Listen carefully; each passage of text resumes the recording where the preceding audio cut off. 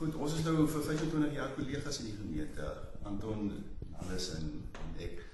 En as ek nou ons collegaskap kyk, dan wil ek het nou sommer vergelyk met wat die oom die slag gesê het, toe een van sy kleinkinders vir hom gevra het, oom, hoe het jy en die tannie dit nou reg gekry om nou 50 jaar so lang getrou te wees?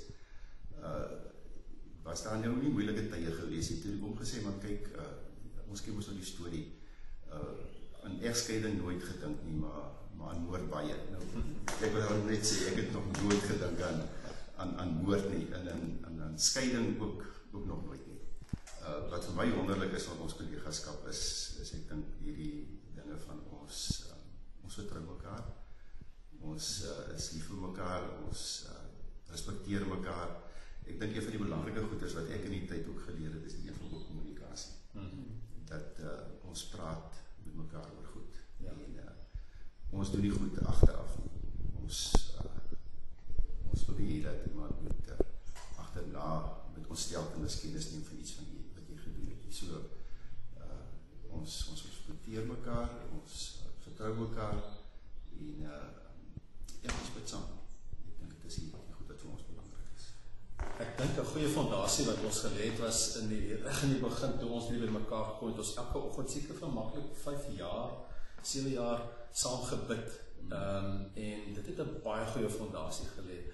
En die ander ding is ons het ruimte vir mekaar se verskillende gawes. Ons vertrou mekaar mateloos en ons gee vir mekaar hy ruimte om ons verskillende gawes uit te leef. En saam het dit 'n span gemaak, 'n eenheid wat ek dink baie moeilik breekbaar was. En die gemeente het ook agtergekom en dit baie waardeer en vir ons begin bid ook vir daardie eenheid.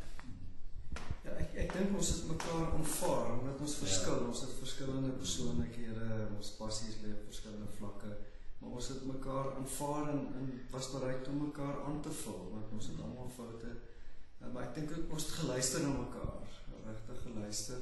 Ek onthou nog, nou toe jy praat oor dat ons nou vroeër jare, ons het nog saam begin draf, ons nog jong was, het ons in die oggende vroeg saam gedraf. Maar ek dink, dit het vir ons gehelp in ook kommunikasie om met mekaar te gesels.